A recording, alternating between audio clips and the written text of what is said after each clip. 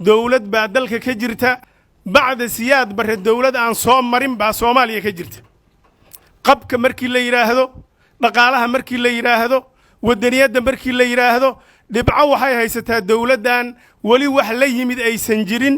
dawladihii ka horeeyay bay haysataa way tabar daran tahay tabar darada xagee ka timid waan tirinayaa dhibcaha waliba telefishinada waxaan rabaa inaa qaadataan warkaas dawladan 3 sano iyo 5 bilood 3 sano iyo 6 bilood ra'iisul wasaare shaqeeya dawladan baa laga arkay lambar 2 4 sano oo 2 bilood 3 bilood dhiban dawlad mushaar bixisa siyaad baraayada laga arkay miyaa diidantihiin 3 maxamed siyaad barre kadib UN ta ninkii wakiilka u ahaa dawlad qabka laho subax cayrisay ayada laga arkay 26 sano naga horeeyay maxaabiistii Soomaaliya oo laga samray oo dhimashada lagu qoray oo naagahoodii la guursaday wax wadan kasta ka keenay oo halka airportka ay ku wada ooyeen dadkii ayada laga arkay miyaad igu haysataan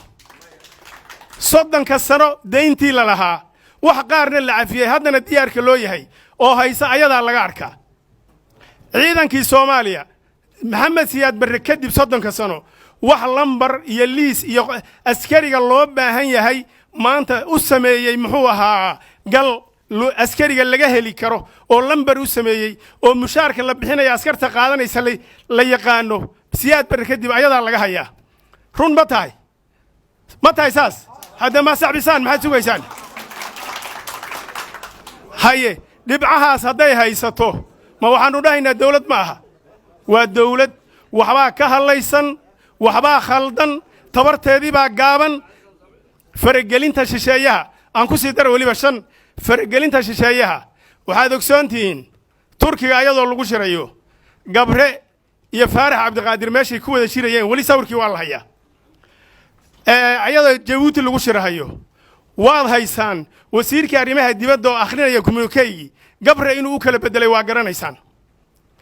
dawlad goboleedyada markay shirahayaan macal madaxweynaha Gabre inuu dhex fadhiyi jiray waad garanaysaan waa ogtihiin maanta dawlad goboleedyada Soomaaliya iyo madaxweynaha iyo ra'iisul wasaaraha iyo dawladda kaligood baa shira ajnabina uma yimaado miyaynan ahayn waa dawlad wanaagsan meeshii laakiin aan rabnay ma joogto waxa ka dhiman Allah u dhameystiro